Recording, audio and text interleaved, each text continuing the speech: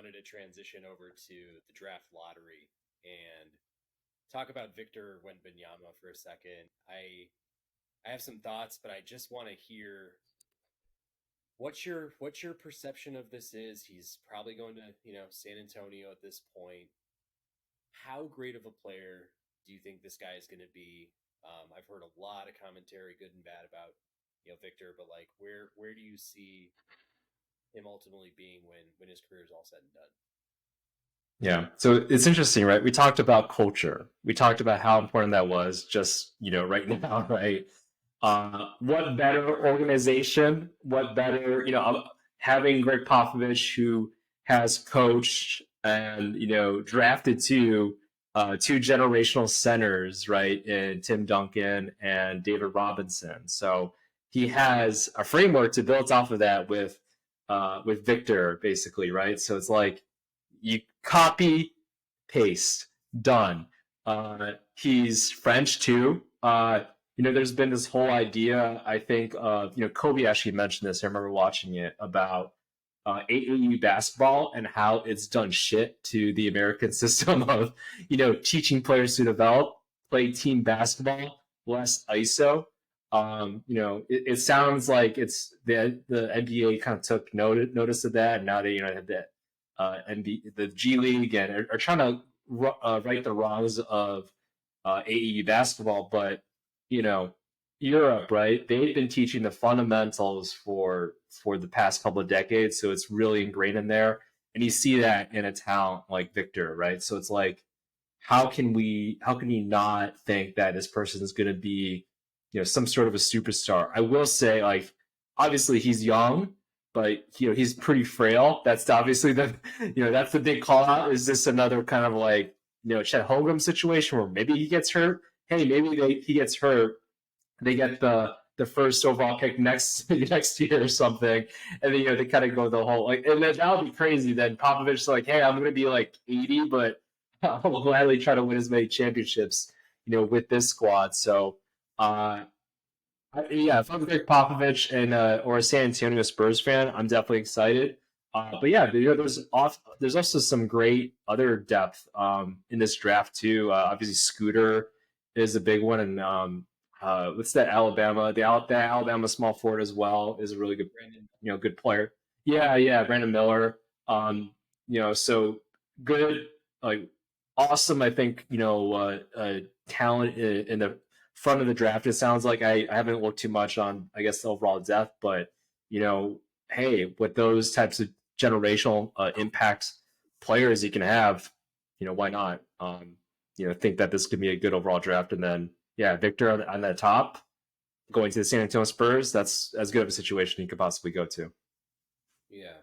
So I guess with that, I mean, I've heard, Chris Broussard say if this guy is not better than Hakeem Olajuwon, that he's a complete bust. I mean, those are such big words. Like, I'm just wondering from your perspective, what ceiling do you think this guy has? Like, legitimately, like, where do you think he gets placed when his career is all said and done? Like, what do you think he'll ultimately be? I could see him potential, right?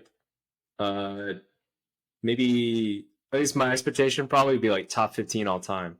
Like it appears he'll be that good, right? It appears he'll be that good. Again, like perfect spot, perfect landing spot for him to go to. A player, a coach, an organization that has developed, centers like I mentioned, but also European players too. So talk about his French background. So has all those attributes. It's like matching strength with strength, right? Like what better situation can go to? I feel like so. I think top 15 possibly.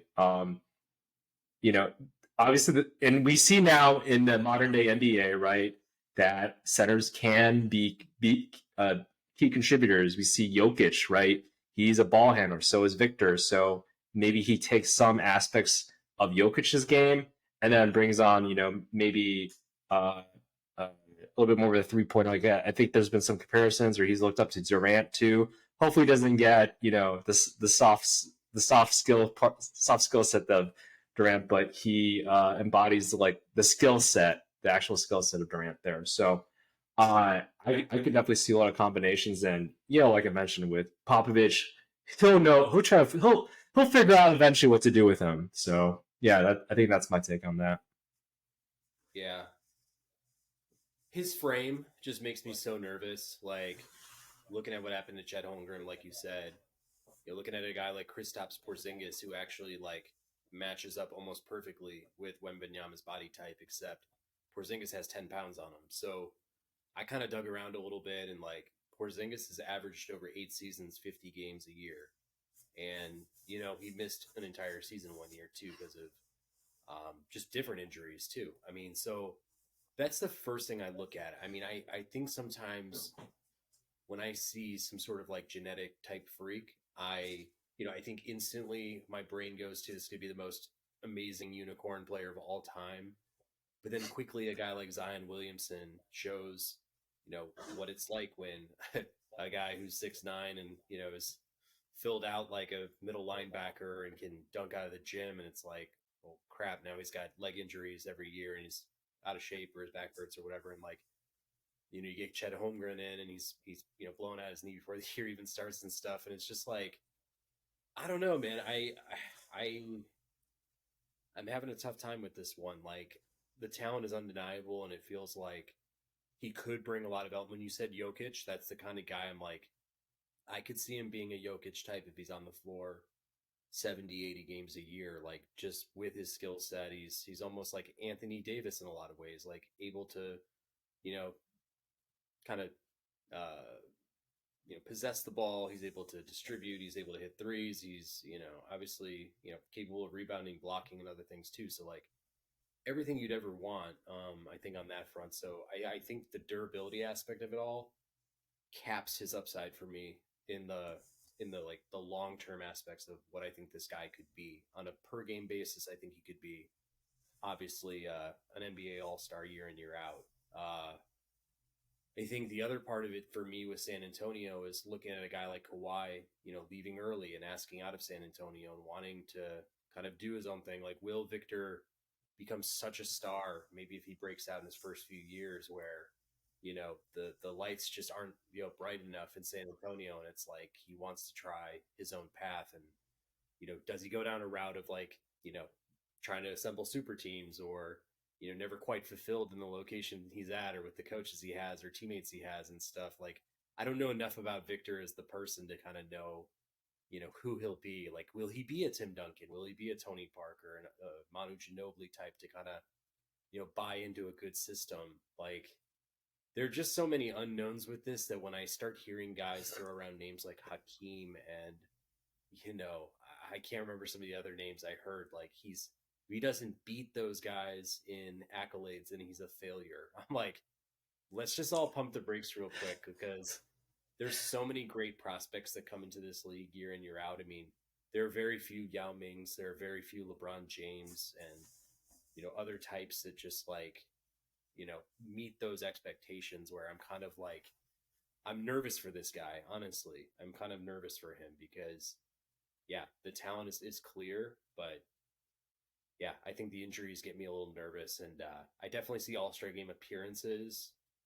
I guess if I was to make like a Super Bowl prediction, I think, perhaps he is like an MVP at some point, but in other senses, I'm more like feeling like All-Star appearances is where I see maybe this kind of going for him. Yeah. I mean, those are all fair points. Because there's just history and precedent. You mentioned Chet Holmgren. Like, obviously, he just only had one season.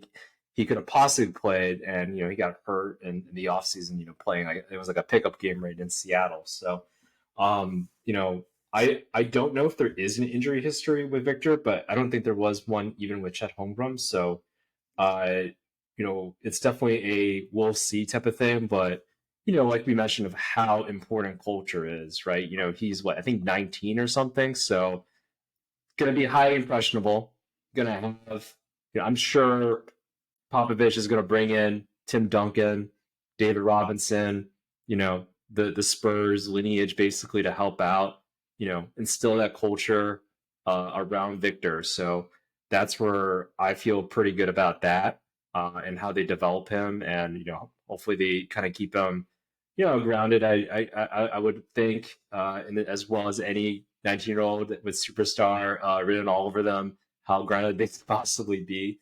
So, but I guess my question then would be like, who do you think will have the best career out of those three, right? That we just mentioned. Like, do you see like Victor, just kind of running away with it?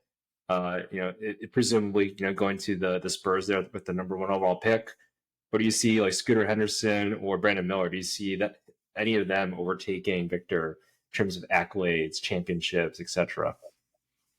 I mean, this is again kind of giving me vibes of Zion Williamson, John Moran, to be honest with you. And my type of player is just more traditional, conventional body types. Like it's a wing that's 6'7", or a point guard that's 6'2", super explosive and has a good jump shot or something like that. Whereas you get into this like, hey, this guy is 7'5" and has 7'10" wingspan and can dunk and shoot threes and like it gets me kind of nervous, man. I just feel like it's so foreign that there's just there aren't a lot of guys I feel like that pile up, consistent year in year out all-star, level production, staying healthy with these kinds of body types. And again, it's no slight on Victor and his talent and things, but I think if I were holding the number one pick, I would want to know what the price is.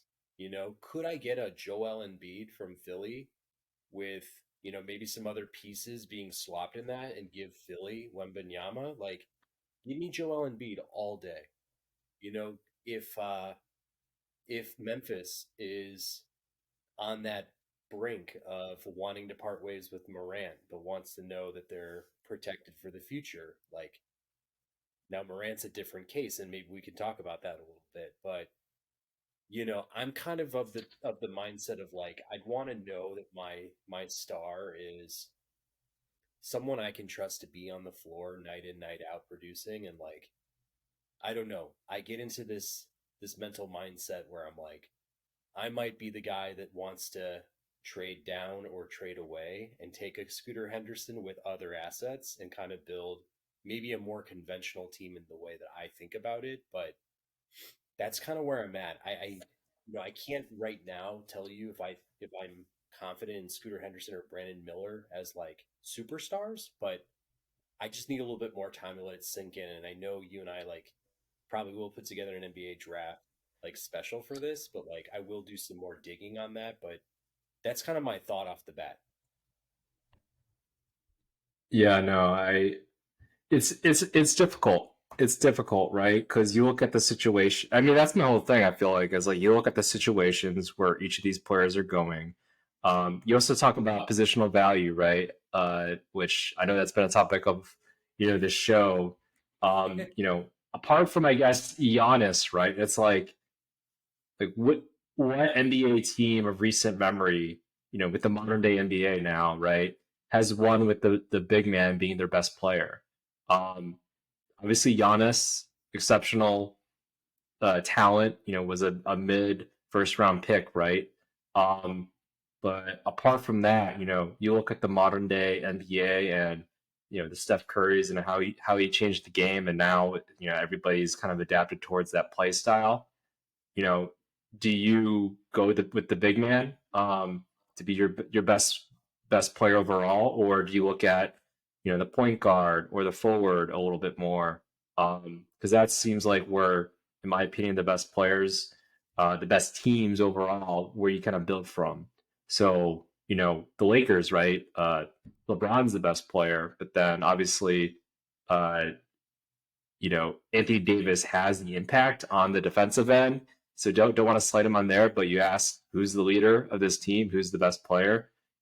More often than not, you're probably going to get people saying LeBron is. So that's I think where this is a nice I think debate topic to figure out. Now you see Scooter possibly going to be going to Charlotte, right? I think that's kind of what people are thinking. But then it's like, oh, so you got LaMelo, and then you also got Scooter. So you kind of have like 2 point guards. But then, you bring in a factor of like, oh, what happened with the Warriors, right? With James, well, Wiseman, like they could have gotten him, but LaMelo Ball, but instead they chose James Wiseman because they kind of needed that center.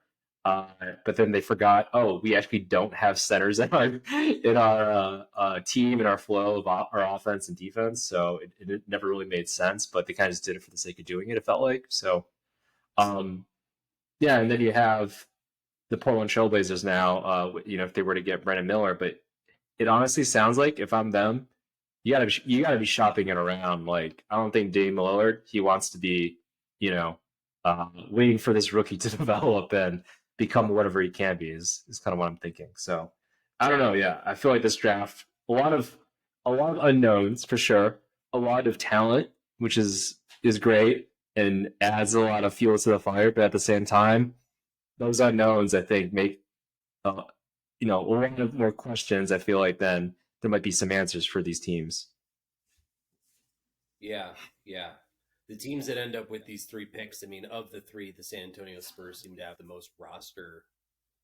I don't know. That makes sense for the pick they're gonna take. Like I feel like Wembanyama fits really well with the other pieces they have, like Keldon Johnson, Devin Vassell, others. I feel like it's a nice fit for him. Whereas like you add Brandon Miller to the slew of wings that Portland has besides Lillard, it's kind of tough to say like Lillard's window is still wide enough that where Brandon Miller could reach, his maybe peak or potential with that squad that would still line up with Lillard being in some of his best years still. And then like you said with Charlotte, it's a complete headache because it's like, well, we've already got LaMelo, so we're either gonna have to like kind of have these two coexist and being kind of like just a really bad fit, or we're shipping one of them. And it's yeah, I would have much rather actually seen like the Pistons or Rockets get in the top three, just because I think they're so exciting. They're like both on the brink to me of like a young player away from being like the next great core. But they'll kind of miss out a little bit here.